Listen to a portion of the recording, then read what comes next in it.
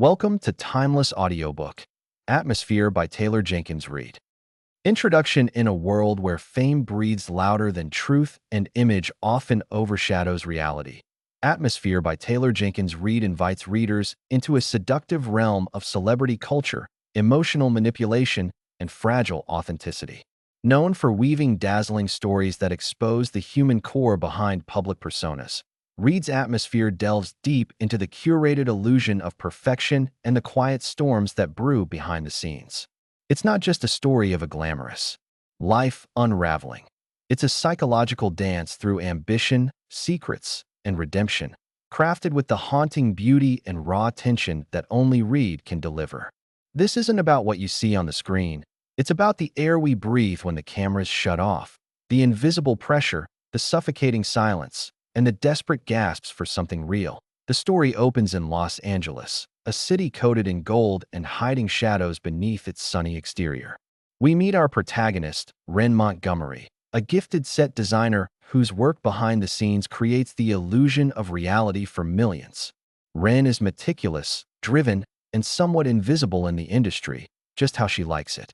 But her life takes a sudden turn when she's offered the opportunity of a lifetime to design the set for Atmosphere, a highly anticipated psychological thriller headlined by the enigmatic and adored actor Ellis Troy.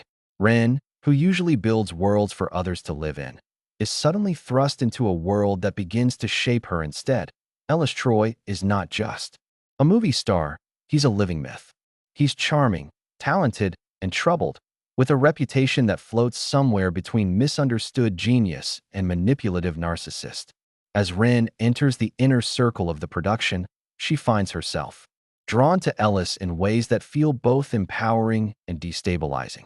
He sees her in a way no one else does, pulling her from the shadows and into his light. But the closer she gets to him, the more the atmosphere thickens with unspoken truths, dangerous chemistry, and a sense that something about the entire project is deeply off. The production of Atmosphere quickly becomes more than just a movie. It becomes a psychological experiment in its own right. The director, Lena Castle, is a visionary who believes in immersion to the point of madness. Her sets blur the line between fiction and reality. She wants the cast and crew to live inside the world they're building, to breathe the story, to feel every ounce of tension and emotional collapse.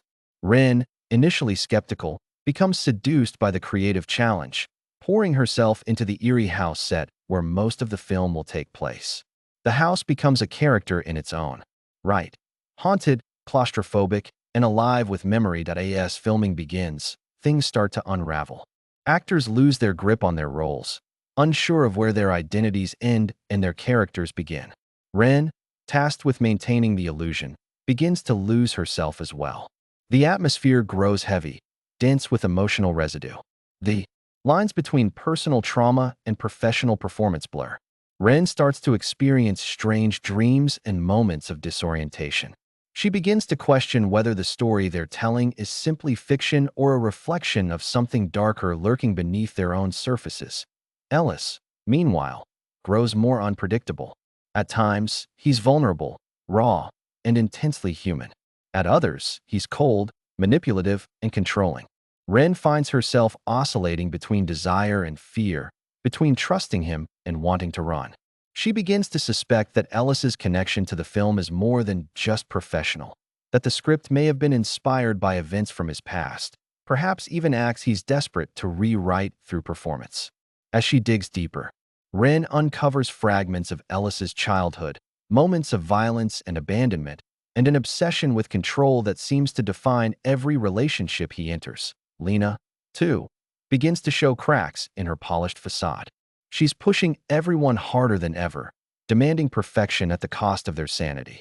When an accident occurs on set, an actor nearly drowning during a shoot, the production halts and whispers begin to circulate. Was it an accident? Or something more deliberate? Who's manipulating whom? And for what purpose? The atmosphere, once thick with creative ambition, now drips with paranoia and fear. Wren finds herself at the center of it all. She's the one who knows the layout of the house better than anyone. She's the one who holds the blueprint of the illusion. And she's the one who's beginning to question her own role in the drama unfolding. Is she merely designing sets? Or is she complicit in crafting emotional traps for the people around her? Her relationship with Ellis becomes more volatile. Their intimacy grows darker, tinged with need, power, and confession. She wants to save him, but begins to fear that he doesn't want to be saved. He wants to be worshipped, consumed, and remembered, not understood. The film, ironically titled Atmosphere, becomes a mirror reflecting the crumbling lives of those who built it. The set begins to decay, both literally and metaphorically. Mold grows in corners no one remembers constructing. Props move inexplicably. Lights flicker. Crew members whisper about the set being cursed. Wren, caught in the eye of this storm, starts to believe the house has absorbed their energy, becoming a vessel for every lie, fear, and desire that's passed through its walls. She finds solace in her journal, where she begins to document the descent. Her entries, scattered throughout the narrative, offer glimpses into her deteriorating mental state. She writes about the suffocating pressure of creating perfection, about her father's death and the emotional silence it left behind, about her fear that she's vanishing into a story not her own. Her voice becomes the emotional anchor of the novel, a quiet resistance against the overwhelming noise of fame and fiction. Then, one night, everything breaks. A confrontation between Ellis and Lena erupts during a shoot. Words are exchanged that can't be unsaid. Cameras keep rolling as emotions spill raw onto the screen. Wren, watching from behind the monitor, realizes they've captured something real, something horrifyingly real. The scene, though unscripted, becomes the climax of the film. But at what cost? The production is halted. The investors pull out. The media descends with rumors of breakdowns and betrayals. Wren disappears. For weeks, she retreats from Hollywood, from Ellis, from the madness. She stays in a quiet town near the ocean, where the air feels different, lighter, freer. There, she begins to rebuild. She reconnects with her brother, revisits her childhood, and slowly confronts the grief she's buried for years.